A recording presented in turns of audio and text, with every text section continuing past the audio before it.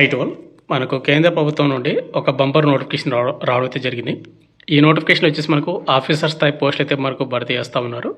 ఈ నోటిఫికేషన్కి male and female ఇద్దరు కూడా అప్లై చేసుకోవచ్చు అనమాట. అయితే బ్రదర్ ఎవరైతే సెలెక్ట్ అవుతారో వాళ్ళకు పర్ మంత్ వచ్చేసి మీకు ఫస్ట్ స్టార్టింగ్ శాలరీని మీకు 1 lakh వరకు రావడం జరుగుతుంది అనమాట. అండ్ ఈ పీరియడ్లో వచ్చేసి క్వాలిఫికేషన్ ఏంటి, సెలక్షన్ ప్రాసెస్ ఏ విధంగా ఉంటుంది, application fee and apply starting date, last date ప్రతిదీ మీకు పిన్ టు పిన్ అయితే ఎక్స్ప్లెయిన్ చేయడానికి అయితే ట్రై చేస్తాను. అదేవిధంగా అప్లై చేయాల్సినటువంటి విధానం కూడా మీకు ఎక్స్ప్లెయిన్ చేయడానికి అయితే ట్రై చేస్తాను. కాబట్టి వీడియో చూస్తున్నటువంటి ప్రతి ఒక్కరు కూడా వీడియోని ఎండ్ వరకు చూడండి. అదేవిధంగా మీకు ఇంట్రెస్ట్ ఉంటే కనుక, క్వాలిఫికేషన్ ఉంటే కనుక అప్లై అయితే చేసుకోండి. అండ్ అదేవిధంగా ఎవరైతే వీడియో చూస్తున్నటువంటి ప్రతి ఒక్కరికి స్మాల్ రిక్వెస్ట్ ఏంటంటే, చాలామంది వీడియోస్ని చూస్తున్నారు కానీ లైక్ చేయకుండా వెళ్ళిపోతున్నారు బ్రదర్. మీరు ఒక లైక్ చేసిన మా ఛానల్ కొద్దిగా బూస్టప్ అయితే ఉంటుంది. కాబట్టి ప్రతి ఒక్కరు కూడా లైక్ అయితే చేయండి. అండ్ ఇటువంటి జన్ అప్డేట్స్ కూడా కావాలంటే కూడా మన ఛానల్ని సబ్స్క్రైబ్ చేసుకుని పక్కన బెల్ ఐకాన్ అయితే యాక్టివేషన్ అయితే పెట్టుకోండి. ఇక మెయిన్ అవ్వాలంటే మనకు గవర్నమెంట్ ఆఫ్ ఇండియా నుంచి మనకు ఏదైతే సైన్స్ అండ్ టెక్నాలజీ డిపార్ట్మెంట్ నుంచి మనకు ఒక బంపర్ నోటిఫికేషన్ అయితే వచ్చిందని చెప్పాను కదా. ఈ నోటిఫికేషన్ వచ్చేసి ఇదనమాట. ఈ నోటిఫికేషన్ లింక్ మీకు టెలిగ్రామ్ గ్రూప్లో అయితే పెడతాను, లేదంటే కింద డిస్క్రిప్షన్ అయితే ఉంటుంది. ఆ లింక్ అయితే క్లిక్ అయితే చేసుకోండి. ఇక్కడ మీరు చూసుకుంటే రామన్ రీసెర్చ్ ఇన్స్టిట్యూట్ మనకు బెంగళూరు నుంచి రావడం అయితే జరిగింది అనమాట. ఎవరైతే సెలెక్ట్ అవుతారో వాళ్ళు బెంగళూరులోనే జాబ్ చేయొచ్చు. అంటే మనకు బెంగళూరులో జాబ్ అయితే ఉంటుంది. అదేవిధంగా మనకు ఓవరాల్గా ఆల్ ఓవర్ ఇండియా మీద మనం ట్రాన్స్ఫర్ అయితే పెట్టుకోవచ్చు అనమాట. ఇక్కడ మీరు చూసుకుంటే the Raman research institute of a premium institute engaged అని వచ్చి మనకు గవర్నమెంట్ ఆఫ్ ఇండియా నుంచి ఇచ్చినటువంటి నోటిఫికేషన్ అనమాట. Department of science and technology. అది ఇక్కడ మీరు చూసుకుంటే ఈ నోటిఫికేషన్కి కేవలం ఆన్లైన్ ద్వారా మాత్రం అప్లై చేసుకోవాల్సి ఉంటుంది. ఎటువంటి ఆఫ్లైన్ అప్లికేషన్ అయితే కాదనమాట. అదేవిధంగా ఈ నోటిఫికేషన్కి ఎవరు అప్లై చేసుకోవచ్చు అంటే ఇక్కడ మీరు చూసుకుంటే ఎలిజిబుల్ ఇండియన్ నేషనల్స్ అనమాట. ఎవరైతే ఇండియన్ నేషనల్స్ ఉంటారో అంటే ఇండియన్ సిటిజన్ ఎవరైతే ఉంటారో వాళ్ళందరూ కూడా అప్లై చేసుకోవచ్చు. వాటిలో మన ఆంధ్ర, తెలంగాణ ఉన్నటువంటి అమ్మాయిలు అండ్ అబ్బాయిలు ఇద్దరు కూడా అప్లై చేసుకోవచ్చు. అండ్ దీనిలో ఏవైతే పోస్టులు భర్తీ చేస్తూ ఉన్నారో ఈ పోస్టులు అన్నీ మనకు పర్మనెంట్ పోస్టులు అనమాట. ఇక మీరు చూసుకున్నట్లయితే ఇక్కడ మనకు regular post truth direct recruitment కింద మనకు రెగ్యులర్ పోస్టులు అయితే మనకు భర్తీ చేస్తూ ఉన్నారు. రెగ్యులర్ అంటే కనుక మన జాబ్ అనేది ఆటోమేటిక్గా మనకు పర్మనెంట్ అయిపోతుంది, ఎటువంటి టెంపరీ పోస్ట్ అయితే కాదు. ఇక నెక్స్ట్ మనకు వేకెన్సీ డీటెయిల్ చూసుకుంటే ఇక్కడ మనకు చాలా రకాలైనటువంటి పోస్టులు అయితే మనకు భర్తీ చేస్తూ ఉన్నారు. ముందుగా వచ్చేసి ఇక్కడ మనకు ఇంజనీర్ ఏ ఎలక్ట్రానిక్స్, అదేవిధంగా మనకు ఇంజనీర్ ఏ ఫోటోనిక్స్ అనమాట. ఇక్కడ మీరు శాలరీ చూసుకుంటే లెవెల్ 10 కింద మీకు శాలరీ అయితే వస్తుంది. ఎవరైతే ఇంజనీర్ ఏ కింద ఎవరైతే సెలెక్ట్ అవుతారో వాళ్ళకు ఇక్కడ మనకు లెవెల్ 10 అంటే కనుక మనకి అన్ని అలవెన్స్ కలుపుకుంటే కనుక ఓవరాల్గా 1 లక్ష వరకు మనకు శాలరీ అయితే వస్తుంది. ఇక వేకెన్సీ డీటెయిల్ చూసుకుంటే ఇక్కడ మనకు ఇంజనీర్ ఏలో వచ్చేసి ఎలక్ట్రానిక్స్కి 3 పోస్టులు, ఫోటానిక్స్కి వచ్చేసి 2 పోస్టులు అనమాట. ఇక్కడ కేటగిరీ వైజ్గా కూడా చూసుకోవచ్చు. యువర్ వాళ్ళకు 3 పోస్టులు, ఎస్సీ వాళ్ళకు 1, ఓబీసీ వాళ్ళకు 1 పోస్ట్ అనమాట. ఇక్కడ ఎస్టీ వాళ్ళకి అండ్ అదేవిధంగా ఈడబ్ల్యూఎస్ కేటగిరీ వాళ్ళకి పోస్టులు తెలియవు. బట్ ఏంటంటే మీరు యువర్ కేటగిరీ కింద అప్లై అయితే చేసుకోవచ్చు. ఇక థర్డ్ పోస్ట్ వచ్చేసి ఇంజనీరింగ్ అసిస్టెంట్ సివిలియన్ అనమాట.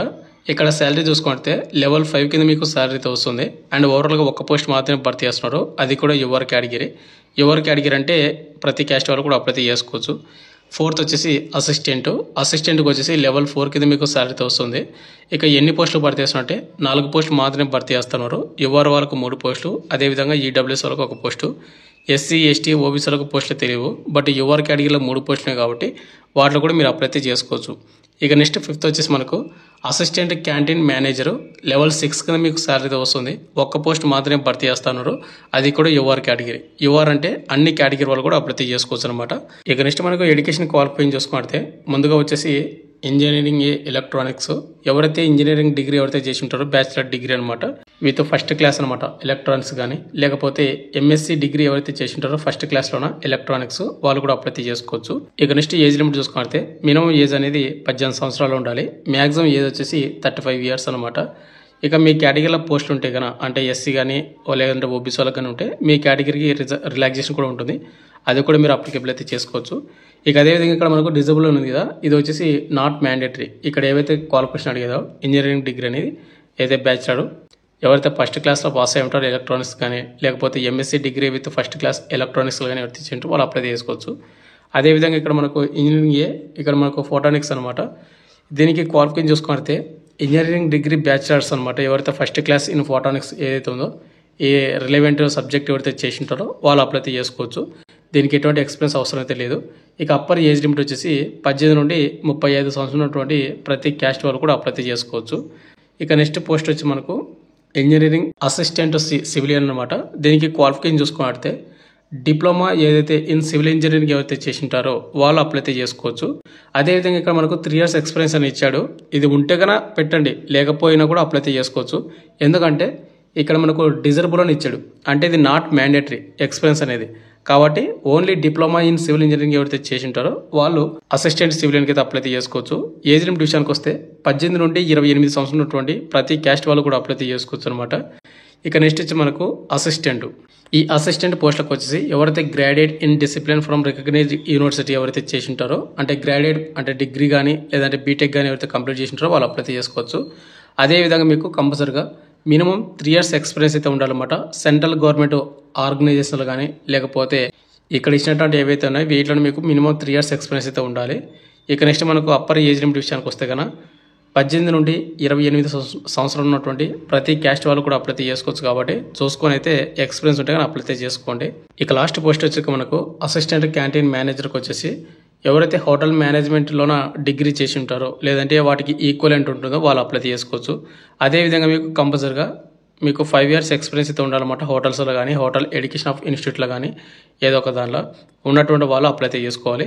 ఇక నెక్స్ట్ ఏజ్ లిమిట్ విషయానికి వస్తే కన్నా మినిమం ఏజ్ అనేది 18 సంవత్సరాలు ఉండాలి. మ్యాక్సిమం ఏజ్ వచ్చేసి 30 years ఉండాలి. 18 నుండి 30 సంవత్సరాలు ఉన్నటువంటి ప్రతి క్యాస్ట్ వాళ్ళు కూడా అప్లై చేసుకోవచ్చు. ఇక నెక్స్ట్ దీనికి అప్లై లాస్ట్ డేట్ వచ్చేసి దీనికి ఓన్లీ ఆన్లైన్ ద్వారా మాత్రం అప్లై చేయాల్సి ఉంటుందని చెప్పాను కదా. మనకు May 14, 2025 ఆ డేట్ వరకు అప్లై చేసుకోవచ్చు అనమాట, midnight 12 వరకు. కాబట్టి క్వాలిఫికేషన్, ఏజ్ లిమిట్, ఇంట్రెస్ట్ ఉన్న ప్రతి ఒక్కరు కూడా అప్లై చేసుకోండి. ఇక్కడ సెలక్షన్ ప్రాసెస్ చూసుకుంటే మనకు నెక్స్ట్ అనేది ఇక్కడ మనకి ఏవైతే లెవెల్ 10 కింద ఏవైతే ఉన్నాయో ఇంజనీర్ ఏ అనేది ఆ పోస్టులకు వచ్చేసి మనకు ఆబ్జెక్టివ్ టెస్ట్ ఉంటుంది, సబ్జెక్టివ్ టెస్ట్ ఉంటుంది, తర్వాత ఇంటర్వ్యూ అయితే కండక్ట్ అయితే చేస్తారు. ఇక నెక్స్ట్ మిగతా పోస్టులకు వచ్చేసి ఆబ్జెక్టివ్ టెస్ట్ లేదంటే సబ్జెక్ట్ టెస్ట్ కండక్ట్ చేసి స్కిల్ టెస్ట్ అయితే కండక్ట్ అయితే చేసి ఫైనల్ మెరిట్ లిస్ట్ అయితే రిలీజ్ చేస్తారన్నమాట. ఈ ఫైనల్ మెరిట్ లిస్ట్లో మీ పేరు ఏంటంటే కన్నా మీకు ఉద్యోగం అనేది ఇవ్వడం అయితే జరుగుతుంది. నెక్స్ట్ ఇక్కడ మనకు టర్మ్స్ అండ్ కండిషన్స్లో సెకండ్ పాయింట్ చూసుకుంటే the appointment are on regular basis with a probation period of 2 years అనమాట. ఇప్పుడు ఎవరైతే సెలెక్ట్ అవుతారో వాళ్ళని రెగ్యులర్ బేసిస్ కింద మనకు తీసుకోవడం అయితే జరుగుతుంది, అపాయింట్మెంట్ అయితే ఇవ్వడం అయితే జరుగుతుంది.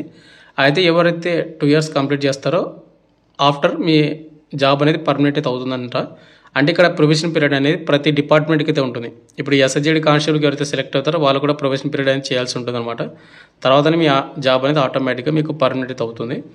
ఇక నెక్స్ట్ ఇక్కడ మనకు 6th పాయింట్ చూసుకుంటే date of birth filled by the candidate in the online application form. ఎవరైతే అప్లై చేసేటప్పుడు డేట్ ఆఫ్ బర్త్ అని మీరు ఫిల్అప్ చేసేటప్పుడు మీ 10th క్లాస్ మార్క్స్ మేము మెట్రికులేషన్ అంటే అదే అనమాట. మీ 10th మెమరీ ఏ విధంగా ఉందో మీ డేట్ ఆఫ్ బర్త్ అదే డేట్ ఆఫ్ బర్త్ ఇది ఇవ్వాల్సి ఉంటుందని వాళ్ళు మెన్షన్ చేశారు. కాబట్టి మీ 10th మెమరీ ఏ విధంగా ఉందో అదే విధంగా ఇవ్వండి. ఇక నెక్స్ట్ వచ్చేసి ఎవరైతే ఎస్సీ వాళ్ళు కానీ ఓబీసీ క్యాండిడేట్ వాళ్ళు కానీ మీ కేటగిరీలో ఉన్న పోస్టుకి మీరు అప్లై చేస్తే మీకు ఏజ్ రిలాక్షన్ కూడా వస్తుంది. కాబట్టి అంటే ఎస్సీ వాళ్ళకు 5 years, ఓబీసీ వాళ్ళకు 3 years అనమాట, మీ కేటగిరీలో ఉన్న పోస్టులకు మాత్రమే. ఇక 18th పాయింట్ చూసుకుంటే అప్లికేషన్ ఫీజు కూడా వాళ్ళు మెన్షన్ చేశారన్నమాట. అప్లికేషన్ ఫీజు కూడా ఎవరంటే యువర్ ఓబీసీ ఈడబ్ల్యూఎస్ క్యాండిడేట్ వాళ్ళు ఎవరుతున్నారో వాళ్ళు 250 rupees పేమెంట్ అయితే చేయాల్సి ఉంటుంది అనమాట. అది కూడా బాయ్స్ మాత్రమే, ఓన్లీ బాయ్స్ మాత్రమే అనమాట. గర్ల్స్కి వచ్చేసి అప్లికేషన్ ఫీజు అయితే లేదు. ఇక ఎవరైతే అప్లికేషన్ ఫీజు లేదో ఇక్కడ చూసుకున్నట్టే ఎవరైతే ఎస్సీ వాళ్ళు కానీ ఎస్టీ వాళ్ళు కానీ అండ్ ఉమెన్ క్యాండిడేట్ వాళ్ళు కానీ అండ్ అదేవిధంగా పీడబ్ల్యూడీ ఎవరైతే ఫిజికల్ హ్యాండిక్యాప్డ్ ఉంటారో వాళ్ళు వచ్చి ఎటువంటి పేమెంట్ అయితే లేదు. కాబట్టి ఈ క్యాండిడేట్ వాళ్ళు కంపల్సరీ అప్లై చేసుకోవడానికి అయితే ట్రై చేయండి. మనకు April 7, 2025 నుంచి ఆన్లైన్ అప్లికేషన్ అనేది స్టార్ట్ అయిపోయింది. అండ్ అప్లై లాస్ట్ డేట్ మనకు నెక్స్ట్ మంత్ 14వ తేదీ వరకు, May 14వ తేదీ వరకు అప్లై చేసుకో. మీరు అప్లై చేసిన వెబ్సైట్ లింక్ వచ్చేసి www.rri.res.in అనే వెబ్సైట్లో మాత్రమే మీరు అప్లై అయితే చేసుకోవాల్సి ఉంటుంది. ఫర్దర్ మీరు అప్లై చేయాల్సిన వెబ్సైట్ లింక్ వచ్చేసి ఆల్రెడీ కింద డిస్క్రిప్షన్లో ఇచ్చాను. ఆ లింక్ క్లిక్ చేసిన వెంటనే మీకు ఇక్కడ చూసుకుంటే మనకు లెఫ్ట్ సైడ్ మనకు 3 dots అయితే ఉంటాయి, అడ్డగీతలు. దాన్ని అయితే క్లిక్ అయితే చేసుకోండి. ఇక్కడ మీకు కెరీర్స్ అనే ఒక ఆప్షన్ అయితే ఉంటుంది అనమాట. ఇక్కడ మీరు దాన్ని అయితే క్లిక్ అయితే చేసుకోండి. ఇక్కడ మీరు కెరీర్స్ మీద క్లిక్ చేసిన తర్వాత ఇక్కడ కొన్ని ఆప్షన్లు అయితే వస్తాయి అనమాట. అదర్స్ ఓపెనింగ్ అయితే ఉంటుంది. కాబట్టి అదర్స్ ఓపెనింగ్ మీద మీరు అయితే క్లిక్ అయితే చేసుకోండి. మీరు దాన్ని క్లిక్ చేసుకున్న తర్వాత ప్రజెంట్ మనకి ఏవైతే నోటిఫికేషన్లు వచ్చాయో అన్నీ కూడా ఇక్కడ వాళ్ళు మెన్షన్ చేసే ఉంటారు. ఇక్కడ మనకి ఏంటంటే ఇక్కడ మీరు చూసుకోండి అడ్వర్టైజ్మెంట్ ఫర్ వైరస్ పోషన్ ఇచ్చి ఇక్కడ మనకు May 14, 2025 అని అప్లై లాస్ట్ డేట్ అయితే ఉంటుంది.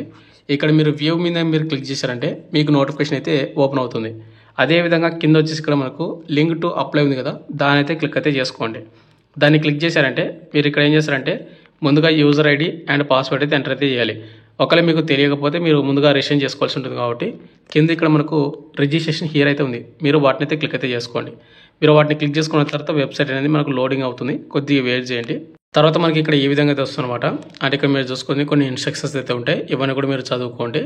ఇక నెక్స్ట్ ఇక్కడ మనం క్లోజ్ చేసేసి ఇక్కడ మీరు కొద్దిగా పైకి అయితే స్క్రోల్ చేయండి. స్క్రోల్ చేసిన తర్వాత ఇక్కడ మీరు అప్లికేషన్ నేమ్ అవుతుంది కదా, మీ 10th మెమోలో ఏ విధంగా మీ పేరు ఉందో అదే విధంగా ఇవ్వండి. తర్వాత కింద మీ ఫాదర్ నేము, కింద మీ మదర్ నేమ్ అయితే ఇచ్చిన తర్వాత ఇక్కడ మీకు మొబైల్ నెంబర్ అయితే ఇవ్వాల్సి ఉంటుంది. మొబైల్ నెంబరు అండ్ అదేవిధంగా మళ్ళీ అదేవిధంగా కన్ఫర్మ్ మొబైల్ నెంబరు, కింద ఆల్టర్నేటివ్ మొబైల్ నెంబర్ అవసరం లేదు. కింద వచ్చేసి మనకు ఈమెయిల్ ఐడి, అదేవిధంగా కన్ఫర్మ్ ఈమెయిల్ ఐడి. అయితే బ్రదర్ ఇక్కడ ఈమెయిల్ ఐడి ఏదైతే ఉందో ఇదైతే మీరు క్లారిటీగా ఇవ్వండి. ఎందుకంటే మీ అడ్మిట్ కార్డ్ అనేది మీ ఈమెయిల్ ఐడికి మాత్రమే పంపిస్తామని నోటిఫికేషన్ వాళ్ళు మెన్షన్ చేసినమాట. ఇవన్నీ కూడా డీటెయిల్స్ అనేవి ఫిల్అప్ చేసిన తర్వాత ఇక్కడ జనరేట్ ఓటీపీ అయితే ఉంటుంది. దాని అయితే ఓటీపీ అనేది క్లిక్ చేశారంటే ఓటీపీ అయితే వస్తుంది. మళ్ళీ ఆ ఓటీపీ అనేది ఇక్కడ ఎంటర్ అయితే చేసిన తర్వాత కింద మనకు డిక్లరేషన్ అయితే ఉంటుంది.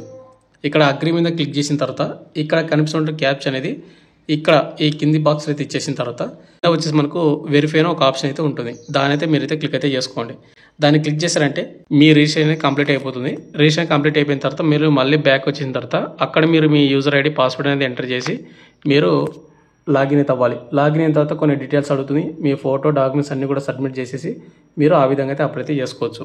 ఇక ఫైనల్గా వచ్చేసి ఇంతే బ్రదర్. మనకి ఏవైతే science and technology Indian government నుంచి వచ్చినటువంటి ఏవైతే రామన్ రీసెర్చ్ ఇన్స్టిట్యూట్ నుంచి వచ్చినటువంటి నోటిఫికేషన్ ఉందో వాటి డీటెయిల్స్ అన్ని కూడా కంప్లీట్ చెప్పాను అనుకుంటున్నాను.